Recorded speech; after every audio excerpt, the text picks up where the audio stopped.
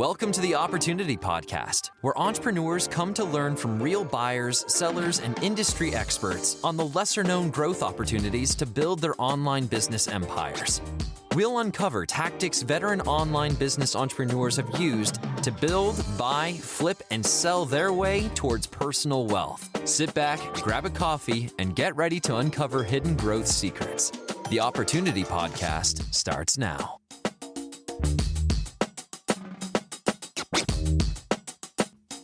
Welcome back to the Opportunity Podcast, your go-to resource for hidden growth opportunities throughout online business. We're your host. I'm Sarah. And I'm Brandon, and thanks for joining us for our latest episode.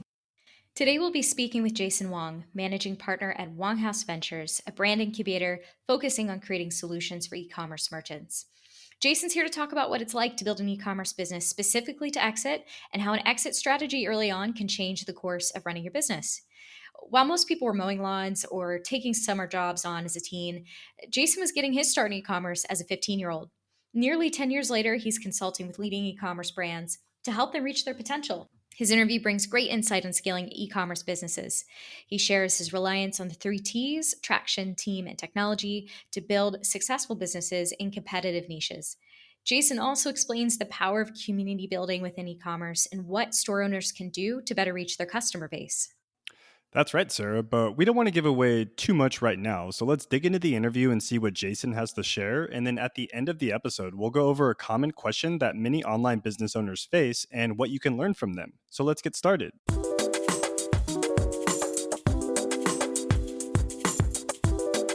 Hey everyone, welcome back to the Opportunity Podcast. So we're really excited. We have a special guest on the call with us today. It is Jason Wong, and he is the managing partner at Wonghaus Ventures. So welcome to the show, Jason, and how are you doing today? Thanks for having me. I'm doing great. Yeah, it's really great to have you on and really excited to talk to you about your experience and a little bit about what you do with e-commerce businesses. But for our listeners that might not be familiar with you or what Wonghaus Ventures is, why don't you give us an introduction to yourself and where you are currently in the world? Yeah, my name is Jason Wong. I'm currently working out of Orange County, but I was from Hong Kong originally, lived around the States for a little bit. I started my career in e-commerce when I was 15, had a clothing store, just like everyone else's first business is usually clothing, and really transitioned into building multiple brands over the years. I'm currently 24 years old, so I've been doing this for a little bit, close to 10 years now, and I teach at Shopify for supply chain logistics. I own a DTC lash company, as well as a sourcing and logistics company based out of China. That's what I do right now. Oh, amazing. Oh my gosh, you are making being 15, like everyone else is looking so bad right now. Yeah. I just casually being 24 and doing this for 10 years. Yeah. Exactly. I don't know what I was doing at 15. It was much less productive. So that's awesome. Yeah, it's really cool. Yeah. So, I mean, it sounds like you've kind of had quite the journey to where you are today. This probably goes as no surprise, being in e-commerce. It's certainly like riding a roller coaster sometimes. And I'm just kind of wondering, like, why have you chosen to build a business and a path for yourself within e-commerce? And what seems to really resonate with you within e-commerce despite all the obstacles? Yeah, absolutely. My family is in the restaurant business. And, back in the day, there weren't Uber Eats, there weren't DoorDash or these food delivery places. You have a brick and mortar store and you're only able to reach people within your local proximity. And so I grew up watching my family work and trying to understand how everything worked out in the business, managing the employees, managing the operations. So when I was around 14 and 15, I really started to go on the internet and I discovered the world and being able to transact beyond your local proximity. So that was very interesting to me, just opening my eyes to see that, hey, it's not only people who live within 20 miles of us that can buy from us, we can now reach people around the globe. So that's when I first discovered eBay and Shopify. And then the reason why I really dive into it is really the vast opportunities. I felt that it was still really early on in e-commerce when I first came on. Obviously, you have the veterans like the eBays and the Amazon who started, 2 decades ago. But for us, back when I was 15, Shopify was really, really just starting to take off. There weren't really major things like drop shipping or like DTC brands. It was just people who had shops on the internet and then they sell to people that they could reach with Facebook ads. That was really it, like the very, very basic idea of e-commerce was just starting to take place for most people. And that got me interested. I'm like, man, it's nice to be able to pave a path in what I think will be the next big thing. It's like e-commerce. And so I just nose dive into it. And ever since then, been in love with being able to reach so many people, being able to reach people beyond borders and local proximities, and just being able to reach my business to all over the world where my family were never able to. Wow, that's incredible. I mean, like you were saying, back in the day, e-commerce used to be one thing and now it's like it's totally different, and you kind of saw early days of Shopify and then where we are now. Can you paint me a picture of that, maybe those changes over time, like the sort of transformation you saw and where you feel like the e-commerce market is today? Like, is this an exciting point in time to be involved in the business? Is it a little bit hectic, a little bit crazy? Kind of walk me through that. It is a crazy time to be in e-commerce right now. I'm not gonna lie to you. I'm not gonna say it's glamorous and it's pretty. There's definitely very, very tough times in the space. But in the beginning, when I first started, it was really much a wild west. You can make an ad on Facebook and people will buy it because people were just being introduced to in-feed ads at the time. They're like, oh man, this person knows what I like, because you can just do any targeting based on interest, based on like topic affinity, and then you just reach the right people. And that was back in the day. It was a lot easier back then. And then over time, more and more people came to the space, which is great. Like, I honestly think that more people competing for the same audience forces us to innovate, which is really what we saw happen. Ads aren't as easy to convert anymore. You have to be a little bit more tactical, a little more strategic in writing copy. You have to focus a little bit more on creative over time. There is an era on Facebook where it was all about targeting, understanding how to create the best audience segmentation was going to be the key. And then that got thrown out the window. And then you have an era where creative meant everything, creative and copy. And then you have now the era where you have to diversify your acquisition channels to all over the place. So the era of just using Facebook to scale to the moon is not really present anymore. You have to really take a look at all the places to acquire customers holistically and understand how else can we retain customers, retain their LTV, acquire them in places that other people aren't looking at. And you really have to be a little bit more creative in acquiring customers. That's really the main changes in the e-commerce space over the past few years. I like your attitude. I mean, it's unsurprising. I think it's a very entrepreneurial, glass half full. I think a lot of people could look at the space and things getting more competitive. And, I think there's plenty of people out there, even in the entrepreneurial space, going like, ugh, it's not like it used to be. I could just put that ad up and boom, I made my sales at the end of the day. And here you are saying the innovation is going to make things better. So I think that's a pretty powerful thing. I did want to, switch gears a little bit. This episode in particular, I love that you were able to kind of come in and talk about e-commerce from the perspective of exit and how to plan an exit and what that looks like from an operational perspective in early days. So let's jump into that. So let's say you're starting an e-commerce business and you already know your end goal is to exit. How do you begin? How might that change the initial steps of building your e-commerce business? Yeah, this is going to be a little bit on the boring side of business where you really have to organize well. Anyone who have exited and sold their company understands that the audit and the due diligence process is extremely tedious. They look over your past years of P&Ls, your taxes, your operations, your SOPs. And the more that you have that, the easier the process is, the better you can complete the transaction. So being able to organize all your internal documents early on will save you a lot of time and headache in the end. And this is like the boring part of like the business that no one ever talks about. Everyone talks about scaling ads and whatnot. But like when you really sell your company, they want to look at everything. And I know a lot of entrepreneurs, when they're building out their business, the last thing they're thinking about is organizing their files and their documents. They're not thinking about that at all. Understanding your finances and being able to do proper bookkeeping, your financial due diligence, all these things needs to be done as soon as you can. And I actually recommend any entrepreneurs to do financial audits on their own company on a month-to-month basis, just to see where you're at in terms of financial health, your cash flow health, and the overall business health. So that's number one thing. Number two is when you're preparing your company for exit, there's really like a few things that really matters. And they're the three T's. The one is traction, two is team, and then three is technology. These are the three T's that if you're able to equip your company with will make your acquisition a lot smoother, but also make your valuation a lot higher. So first one is traction. Anyone who is purchasing your business is obviously looking for a business that is on the upward trend. If you're able to show an upward trend, they can forecast where the business will be over the next few years after they acquire it, and then they can honestly base your company's valuation on what they think it will be in the next few years. But if it's on a downward trend, and it's really hard for them to be like, yeah, you know what, I think it'll be better because it's been on a downward trend. So making sure that you have the traction and momentum is really, really important. So which is why month over month growth and year over year growth is such an important key metric for a lot of these companies. Number two will be team. Understanding how your internal infrastructure is organized is important. When a lot of people come in to acquire your business, you're going to take a look at how the business is run, your infrastructure, your systems, and your processes, and who are the people responsible for doing these things. If you have a really good team who is able to run the business like clockwork, it's a lot easier for you to sell the company because things are working fine. Whereas if you sell a company that is very dysfunctional and chaotic and all over the place, it creates that the sense of uncertainty and gives the buyer less confidence to purchase your company. The third thing is technology. Anything that you can do to increase the value of your company will be technologies and patents and these things that you can own, like assets. So your brand or like any technology that you build that's proprietary to your company that helps with the operations or helps grow the company. These are things that if you're able to add and equip your company with will increase your valuation a lot. So these are really the three things that I look at when I'm building my company to exit.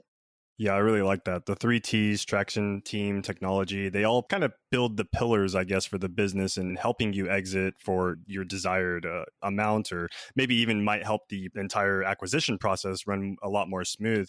But I'm curious, a lot of sellers, e-commerce brand owners are kind of solopreneurs in our industry, right? And when it comes to implementing these three T's for them, what would you suggest they do? If they don't have a team in place, do you suggest they go out and start hiring a bunch of people from maybe platforms like Upwork or maybe some of the other platforms that offer freelancers? Or are you saying that maybe even just dedicating some time to building out SOPs that a new owner can take over would be something that can help them with their exit planning strategy as well?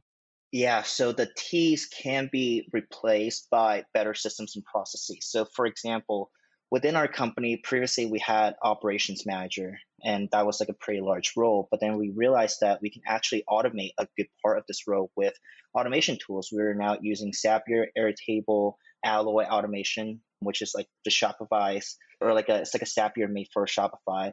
And we're using all these things in combination to increase the efficiency of our work processes. So being able to sell these workflows and processes and showing that it will replace a human that would usually take salary will increase the value of your company and gives the buyer confidence because it seems like things are being run smoothly without the need to hire people. So it's not always the need that you need to sell the company with a gigantic team or whatnot.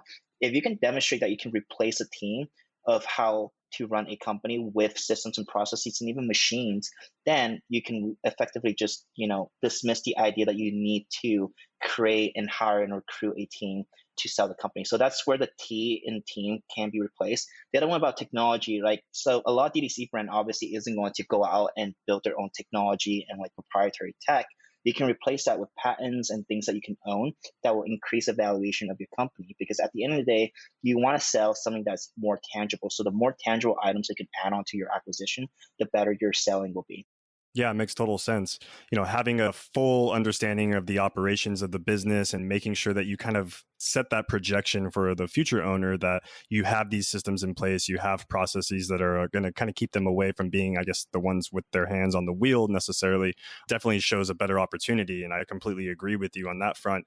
Now, when it comes to building out your operations and your processes, where would you say that shift should take place when you're managing the day-to-day business of the operations and then suddenly you're ready to make an exit? Where do you think that shift should take place? Is this going to maybe happen a year before you're ready to exit, or maybe 6 months? Yeah, just curious what your take is on that.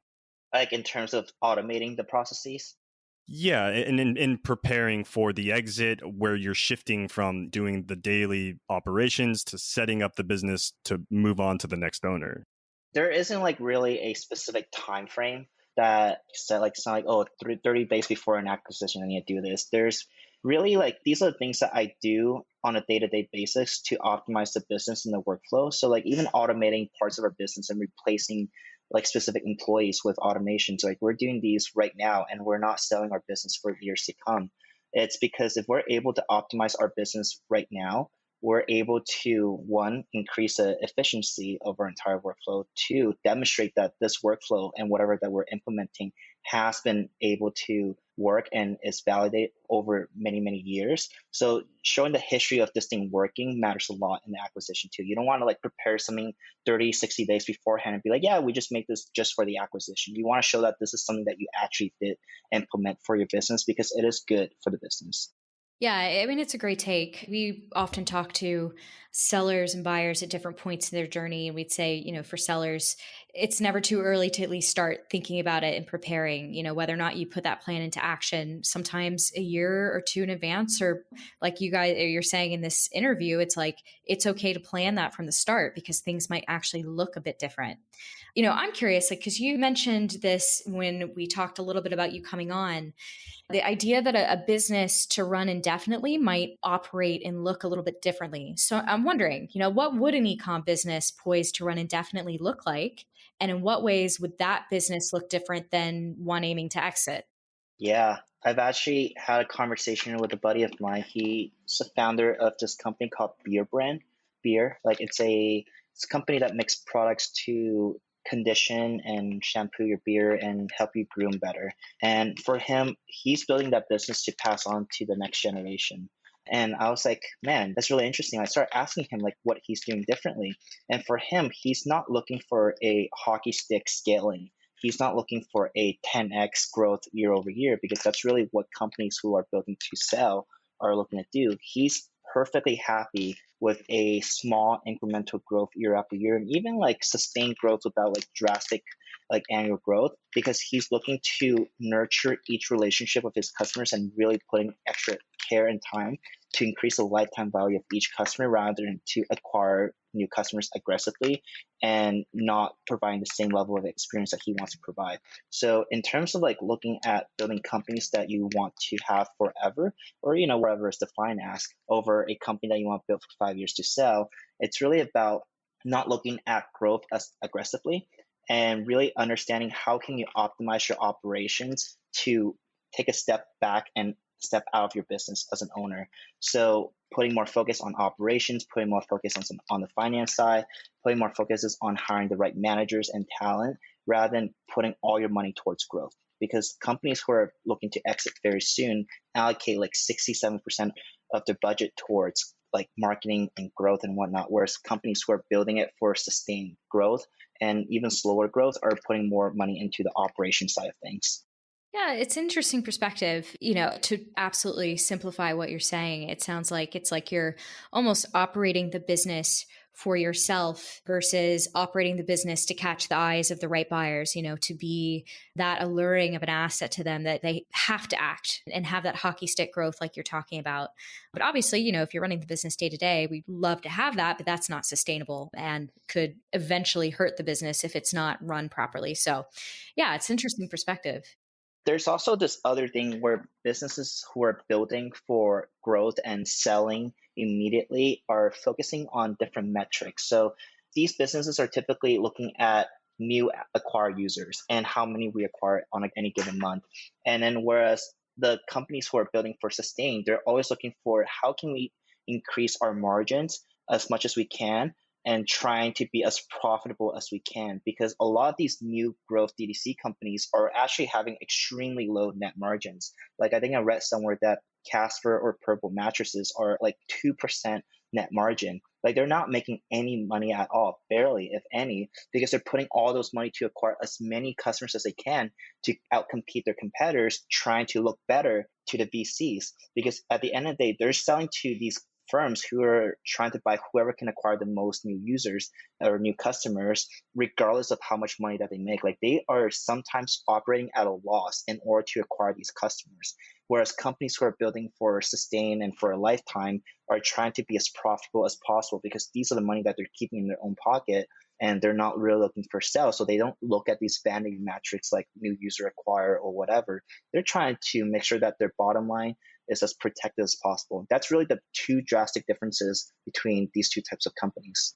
Oh, that's fascinating. Gosh, it's hard to imagine that those names that are now household names, you look at their wild success and how they've become household names in such a rapid period of time. But it's like you said, they had to work so hard to get those customers so fast, but it does mean that's actually a great model that's leading to good profits. I think this ties into my next question, though, and maybe you answered it in a way, but what mistakes do you commonly see e-commerce store owners make when they go to exit? Definitely not making their brand look as good as it could be. There's a number of things that will increase the valuation of brand, which are like the three T's that I've mentioned. Whereas a lot of people kind of just look at it as like a black and white business. Like, yeah, we sell things and then this is it. Like that's the valuation that is got to be placed on. Whereas you really need to sell on the future of the company. Where does this company stands right now and what is the opportunity present for the next 3-4 years? That's what the buyer really wants to look at. Like if you're building a DTC brand that is, let's just say, for in the beverage space, what is the product expansion plan over the next few years? You really need to sell to the buyer that there is a lot more opportunities for you to build in the space because of the foundations that we have built. You're buying the foundation of the business that I'm selling you, but this foundation has prepared whoever is trying to take it for the next 2 to 3 years or even beyond that to have all these product expansion. And this is how we're going to increase the LTV of these customers. If you're able to demonstrate either of those things, you're able to increase the valuation of the business. That's really all there is to it. Yeah, absolutely. I couldn't have said it any better myself. And you do get very granular with the insight that you had just mentioned. And I'd like to maybe run through a hypothetical scenario with you for our next question. So let's say I'm a new e-commerce business owner. Maybe I just launched a few products. What would you say that I'm missing out on if I'm not going through my operations and processes with the idea of one day exiting? Would you say I'm going to be missing out on being able to get the capital windfall that I truly want? Or would you say there's something else that I might be missing out on not having that preparation ahead of time? I think there shouldn't be too much emphasis on trying to cover all your bases. It's really, really difficult for any founders and operators to cover all their bases. Like even if you ask me today, hey, I think you're gonna sell next month, what have you prepared? I have not prepared anything for it. So it's very easy for everyone to be like, yeah, these are the checklist of things that you need to do. And if you don't do it, then yada, yada, yada. But like the truth is that as operators and as founders, we're constantly putting out fires and we're constantly building the roads ahead of us for the business.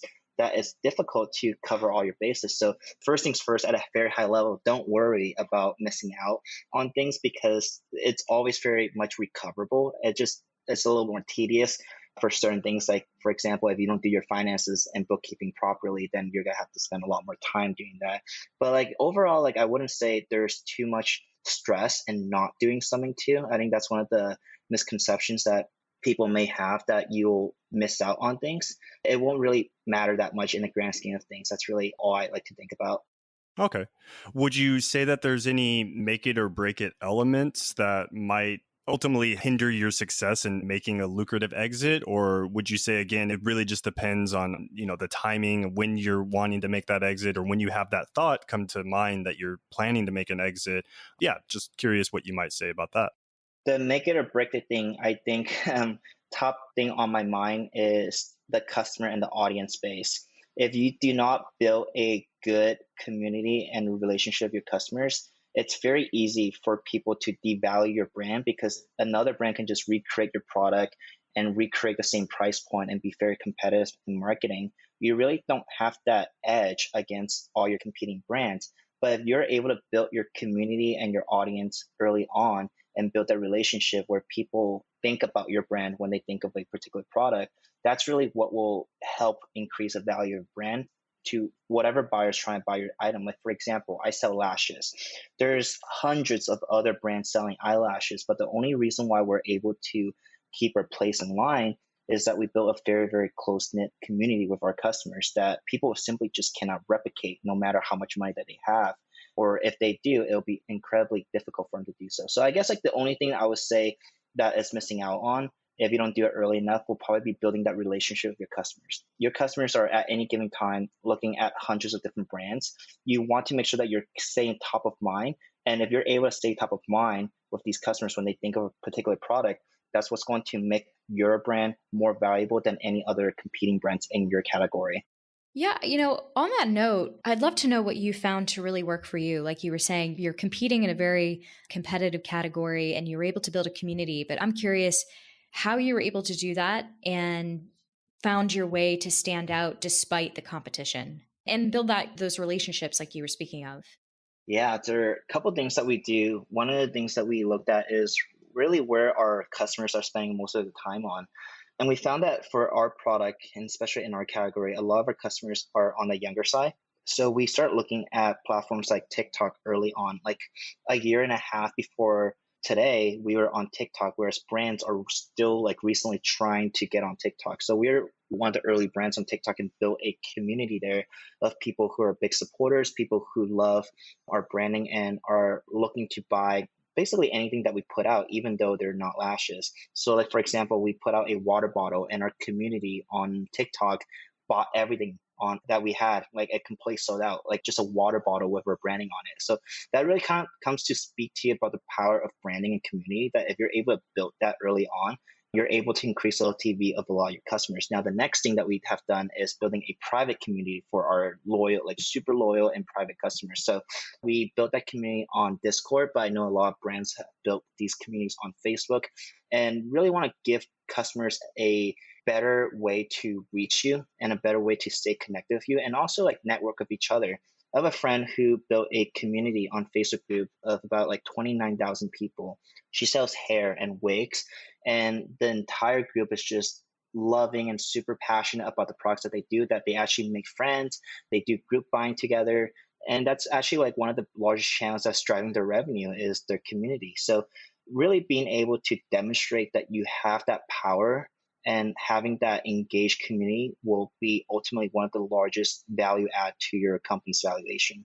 And I don't know if there's an easy answer to this. When I hear that and I hear that somebody built a community of 29,000 around this product, like hair and wigs, my question is like, how do you get people to connect in a community? Because I think there's goes without saying, there's a million failed communities out there who seem like they've got, the secret sauce to make people sign up and talk. And yet all of a sudden you get in and it's crickets. So this idea of like getting people on board, creating genuine excitement, genuine connection, is there a recipe for success for that? Comes down to really good brand direction and understanding exactly why people will join your community. So like you said, there's hundreds and thousands of failed communities because people really have not given a sense of purpose of why someone should join a community.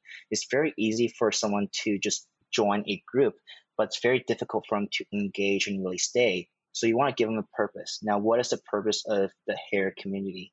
My friend who had that community or still has that community found that there really isn't a place for people to talk about hair, even though hair is one of the first things that you notice when you look at someone, right? So for them, they found that they want to target their customers that may be customers or may not be customers, but they start promoting that within their website, within their SMS, within their email, just to rally like anyone who's interested in talking about hair. So hair became the topic, and which seems kind of obvious right now, but like no one really like make that as a focal point for their group. So they did it.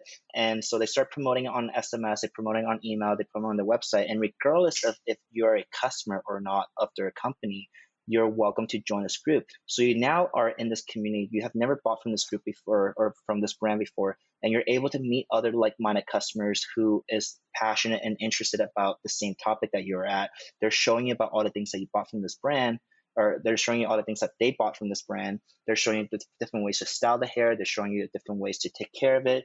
And you start talking about your experiences and all not. And that really allows you to be nurtured and to ultimately become a customer. And that's why the community aspect is so important, is that you allow your customers to sell to other people who may not be customers yet, but will eventually become customers. And it empowers existing customers to talk about their passion and really trying to buy more over time. So that's what I've observed from them in terms of how they promote their group. Oh, that's awesome. Yeah, no, I'm just curious because, when I hear stuff about groups, I'm always like, I hear that it's working, but I want to know how. Look, there's like no formula for success, and whatever we're seeing and whatever I just spoke about can just be an outlier too. Like you said, there's so many failed communities too. But I think that at the end of the day, moderation and the quality of posts matters a lot too. No one really wants to join a group that has poor moderation because the quality of posts doesn't make sense. So she did a really good job at moderating her community. We have a Discord community that's a lot smaller than theirs. Like we have 500, 600 people in our Discord community, but that community is also like a little more private and exclusive. These are people who get first access to anything that we ever release. These are people that are testing and trialing our products before they get into production. So we built an even closer and more private community that isn't as engaged and as large as their community, but we have like a really good list of people that we always go to for advice and for feedback. So there's different ways to build communities. It's not always the bigger the better. It's about the quality of the community that you ultimately want to cultivate.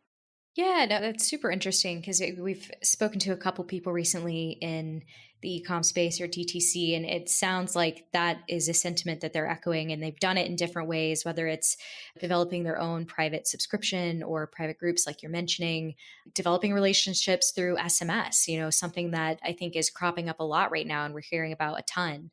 It sounds like e-com, it's hard to reduce it down to one thing, but we just spoke to someone earlier today where you were talking about the difference of selling products online versus you're selling an experience. You're selling more than just something on Amazon, for example. You really have to think of things holistically. And it sounds like that community element is so much more important than probably people think it is. You can't just stop at your products, right? You have to think about your people. Yeah, absolutely. It seems to be like the common sentiment across the board now, just because acquiring customers on pay has become so difficult that a lot of people are going back to the basics, like going back to their existing customers, going back to talking with their customers one-on-one, building those communities and really trying to get sales that way rather than thinking that they're going to scale their business to the moon with just Facebook ads. So we're definitely seeing a shift in how companies are engaging with their customers because of all the challenges with paid social right now. Okay. Well, I guess and I'm circling back to kind of opportunities here and exiting, which I know we've talked about a lot in this interview, but I'm curious, what kinds of opportunities do you see for e-commerce business owners right now when it comes to exiting? Is this a special moment in time for them?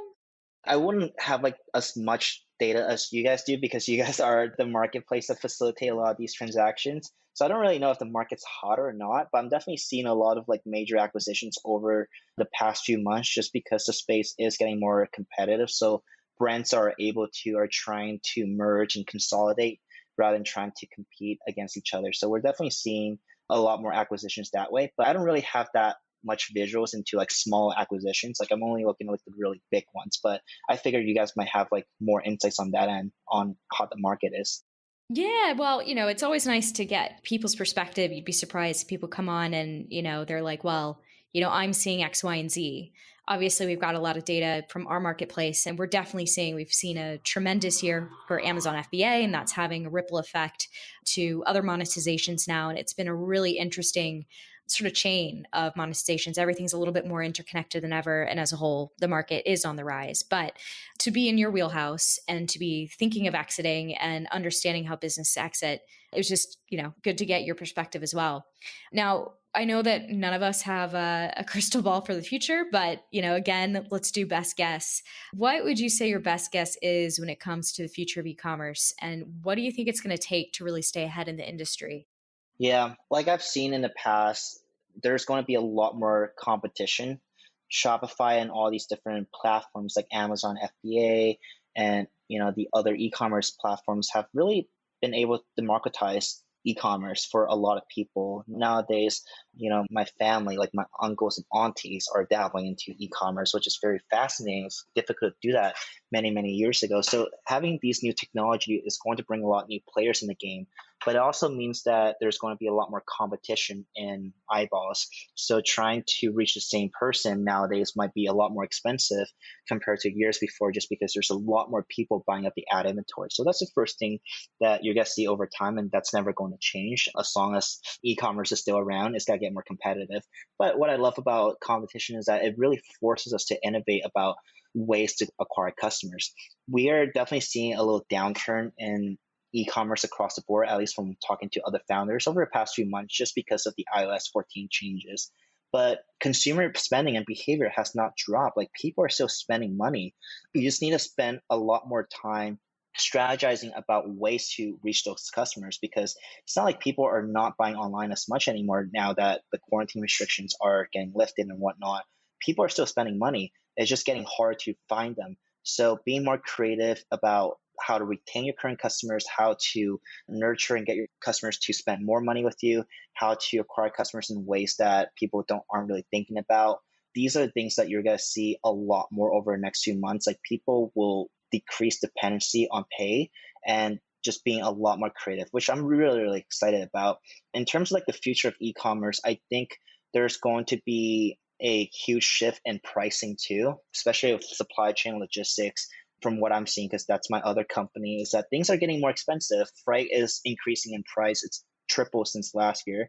So you guys see pricing increase across the board, which may alienate some consumers, and it may force a lot of merchants on the e-commerce platforms to make drastic changes to how they sell their customers or sell their products, because they have to increase the pricing. So seeing a shift there too. Let me see what else. There's just so many things changing dynamically every single day. That's really hard to say like what happens a year or 2 years from now. But overall, I think the bigger picture is that merchants nowadays have to be a lot more creative than before. Whereas, back in the day, you can just toss up an ad and sell anything. But nowadays, you really, really have to figure out how you're going to present your products and your brand to an existing customers, and how do you keep them around with so many competitors spinning up. Yeah, I really like that. It's taking a more creative approach to your marketing and your branding as the competition continues to rise. It's only going to, as you mentioned, kind of set the bar that much higher for sellers to really succeed in this industry. And I'm sure, in the future as well, as competition grows, these sellers are also going to find new roads or new avenues that they might have not ever thought about before. And it's only going to continue to, I guess, keep the bar raised as well. I think this interview was really amazing, Jason. I know you've dished out a lot of great insight and a lot of really great, valuable information for our listeners as well. And I'm sure everyone listening to this call has gotten a lot of value from it. What we usually like to do to wrap up these calls is, basically shoot off a few rapid fire questions. So I'll go ahead and kick off the very first one. So what tools or resources do you think can really help e-commerce store owners in a successful future and continue to grow their business, moving forward? Yeah, one of the tools that I use, it's a Shopify tool. It's called Octane AI. And Octane AI started a few years ago as a tool for messenger chatbots, but then they have evolved over time to offer other products. And one of them is called the Shoppable Quiz, which is one of the things that I absolutely love. And we actually attributed on our backend a lot of revenue to them, like almost 20 or 30% revenue to just this one thing. So this is like a big, heavy power tool. What Shoppable Quiz allows you to do is collect zero-party data. What zero-party data means that these are the data that people intentionally give to you in order to personalize their shopping experience. So right now, a lot of e-commerce brands go out and collect email from their customers as the initial pop-up. Hey, I'll give you 10% off if you just give me your email and sign up here. That's what everyone else does. But what Octane AI allows you to do is to collect those information about customers in a more meaningful way. So creating a quiz, for example, asking them, how often do you wear makeup? What's your eye shape? What's your skin tone? And all that stuff in order to build a better profile attribute about each of these customers. And then like in another way, in another category, let's just say that you're selling hiking gear. You can ask your customers, what's your favorite destination? How often do you go hiking? When you go hiking, what are the different tools that you use? And just building these different attributes about these customers.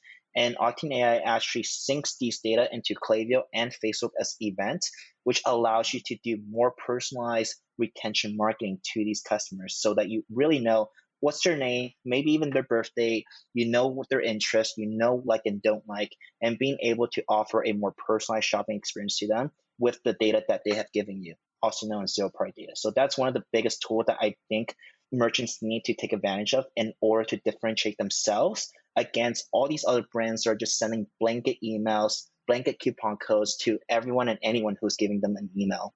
Oh, that's really cool. I love that tool has been able to be such a big help for you guys. Well, to wrap things up, and a little bit of a different note here, I'm wondering, what would you say has been your funniest moment as a digital entrepreneur? Funniest moments will be, I actually made like a few friends as by doing email support. Like I met people who are very, very upset with the shipping speed, for example, and like trying to calm them down and chat with them and actually became friends with them. Like I had dinner with one last night who I met when I was doing customer support for my brand 5 years ago for my first company. So it's always funny to look back at how like these weird and sometimes hostile situations where people are screaming at you over email for losing their package can turn into friendship. But I think that's the beauty of it. It's like I'm able to get into these kind of scenarios and situations where otherwise it's very difficult to do in other places. So that's like a funny experience for me. Another one will probably be seeing customers in real life has been really funny. Just like bumping into people who are wearing my products or using things that I made has been a fun experience for me, and just actually telling them how I acquired them as a customer. I actually like sometimes just telling, oh yeah, like I actually was able to target you because I did this. It was always like a really fun experience for me to talk about. Wow. I mean, I'm just fixated on the fact that you won people over from yelling at you in email to dinner friend. Like that, Yeah. that jump. Let's go get some drinks now. Yeah, seriously. That's pretty cool. I think empathy is very important in doing customer support. Like I'm a true believer that customer support is the first line of defense for your company. Like this is the place where people are telling you about frustrations that some other people might not have voiced, but they are also frustrated about shipping speed, shipping costs. Oh, products are defective, or your website's broken, I cannot check out. Like this is the place where you're diagnosing the problems of your company. So even though I have a customer support team now, I actually jump into my inbox and I try to do customer support tickets here and there. It's actually one of those things that I make all my new hires do, because I want them to understand our customers and really being able to listen to them and have that empathy for their problems. And like, yeah, people are upset, people scream at us sometimes. So like really understanding from their perspective, like you pay $15 for shipping and the things like days late, of course they're going to be upset. So really trying to empathize and understand our customers has been one of the key things to building a better brand and overall experience. That's awesome. Yeah. What a powerful thing to do, to be able to jump in every now and again, get in with your customers, make sure that everybody starts right there and that everybody's got the same direction as a team and an understanding of that. I love that. Awesome. Well, Jason, this has been a lot of fun having you on. I really liked hearing your perspective and thinking long game about, if you're an e-com brand, when to start thinking of exiting, what that looks like. I think this is going to be really valuable for our audience. So just thank you again for giving us some of your time.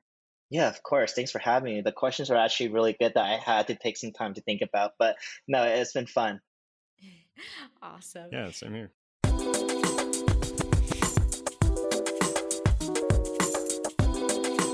Everyone. Now that we wrapped up the episode and learned about how you can plan your best e-commerce exit strategy, we wanted to cover common questions about buying and selling online businesses. So today's question: how important would you say clean bookkeeping and financials are in an Amazon FBA business, or for an Amazon FBA business, in order to receive the highest valuation on the market? So it's a great question, and it's very important for a couple reasons. First and foremost, in order to help you build your P&L for exit, it's best to have your books ready and prepared versus trying to do that process while building out the P&L, let's say when you're working with us to get on the marketplace. That's going to slow you down in that process. So if you're embedding and they're looking through your business and your financials are all over the place, you're going to be embedding for a while, which is probably not ideal. And also, if the books are a total mess when you submit to sell, there's a chance you may not make it onto our marketplace. If the numbers aren't matching up, then there's a chance that the business numbers could seem amiss. So that leads to my second point. It's trust. Buyers need to trust the business they're looking at. They've got loads of businesses that they're reviewing. And if yours is one whose numbers start to look messy or something doesn't add up during a buyer's due diligence, buyers won't trust you as a potential candidate. That means you could lose your chance to exit. So it is really important. I know this question is talking about, valuation, and yes, numbers are important so that you can get your best valuation, but you certainly don't want to mess yourself up in terms of making it on the marketplace and then having buyers doubt in your business. So it's really important throughout, and it's something that you should definitely keep in mind. All right, everyone, that wraps up this week's episode of the Opportunity Podcast. We hope you've gained some valuable insight on the opportunities that digital acquisitions offer. Click the link in the description or visit empireflippers.com/marketplace to learn more about listings currently live on our platform. And if you enjoyed this episode, be sure to leave a review and subscribe to this podcast for more great content that'll be released soon. Thanks for tuning in to the Opportunity Podcast. We're looking forward to having you back next week to hear from your fellow entrepreneurs and online experts.